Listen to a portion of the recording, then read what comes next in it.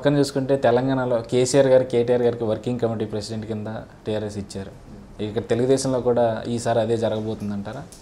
వాళ్ళు మాటలు చెప్తారండి, వాళ్ళ మాటల మీద ఇది లోకేష్ బాబు అన్నీ చేతలే కదా, అన్నీ చేతలే. ఏదన్నా కానండి ఇప్పుడు యువనేస్తం ఇవన్నీ లోకేష్ బాబు గారు మైండ్లో నుంచి వచ్చినాయి. అవన్నీ వాళ్ళేంటే మాటలు చెప్తారు.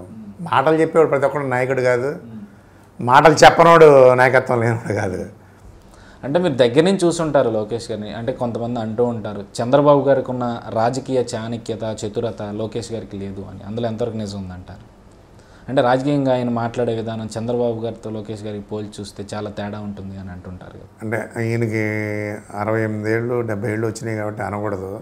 ఆయన మీద 2 ఆకులు ఎక్కువే ఉన్నాడు ఈయన లోకేష్ బాబు గారు. మేము దగ్గరుండి గమనిస్తూ ఉంటాగా ఆయన స్పీడ్ నిర్ణయాలు కానివ్వండి, ఏదన్నా కానివ్వండి, మనిషి సిస్టమ్ కానివ్వండి, ఆయన ప్రస్తుతానికైతే ఆయన మీద ఎక్కువే ఉన్నారు ఆయన. అంటే పార్టీలో ఇప్పుడు చూసుకుంటే వారసుల హవా నడుస్తున్నట్టుంది. వారసుల హవా ఏముందండి? వారసుల హవా ఏముంది? అందరూ వర్తుంటే వారసత్వం ఏముంది? అంటే అటు దేవినేని అవినాష్ గారు కానీ, లేదా పరిటాల శ్రీరామ్ గారు కానీ, రామ్మోహన్ రాయుడు గారు కానీ, మరి ఇప్పుడు ఒక కుటుంబాన్ని నమ్ముకొని ఉన్నారు, అభిమానులు ఉంటారు. వాళ్ళు ఎవరో ఎత్తుకునే బదులు ఉన్నోళ్ళని ఎత్తుకొని వెళ్తారు. ఆ ఉన్నోళ్ళు ఎత్తుకునే క్రమంలో వాళ్ళు బాగా చేశారనుకోండి సర్వీసు, వాళ్ళు ఇంకా ఇది అవుతారు. అట్లాగే పరిటాల శ్రీరామ్ కానివ్వండి, దేవినేని అవినాష్ కానివ్వండి, ఎప్పుడు అందుబాటులో ఉంటారు వాళ్ళు. వాళ్ళ వయసుకి మరి వాళ్ళ కనీసపు ఎంజాయ్మెంట్లు వదులుకొని ప్రజాసేవలు ఉన్నారంటే నిజంగా గ్రేటే కదా. అందుకనే జనం మన్నం పొందగలుగుతున్నారు వాళ్ళు. అంటే ఇప్పుడు చూస్తుంటే ప్రభుత్వం ప్రవేశపెట్టిన ఈ సంక్షేమ పథకాలను ప్రజలు ఎంతో సంతృప్తికరంగా ఉన్నారనుకుంటున్నారు. 100% సంతృప్తిగా ఉన్నారండి. ఎవరన్నా టెక్నికల్గా వాళ్ళకి లబ్ధి పొందలేకపోతే అవి కూడా తాత్కాలికంగా మేము చేస్తున్నాము. అంటే మేమంటే నేనని కాదు, ఇన్ ద సెన్స్ నాలాంటి వాళ్ళు నియోజకవర్గానికి 10 మంది 20 మంది ఉంటారు, అన్నీ చేస్తున్నారు. చేసి ప్రభుత్వం దృష్టికి తీసుకెళ్ళంగానే ఇమీడియట్గా అవి కూడా సాల్వ్ చేస్తున్నారు.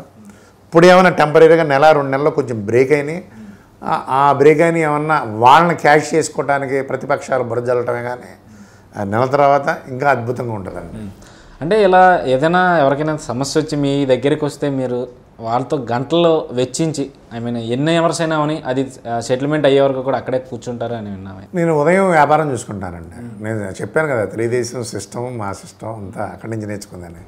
వ్యాపారం చేసేటప్పుడు ఎవరు రారు, వాళ్ళకి ఇబ్బంది ఉన్నా కానీ ఒక ½ అవర్ వెయిట్ చేస్తారు. వ్యాపారం అయిన తర్వాత ఇక్కడికి వస్తాం మనం. ఇక్కడికి వచ్చినప్పుడు వస్తారు.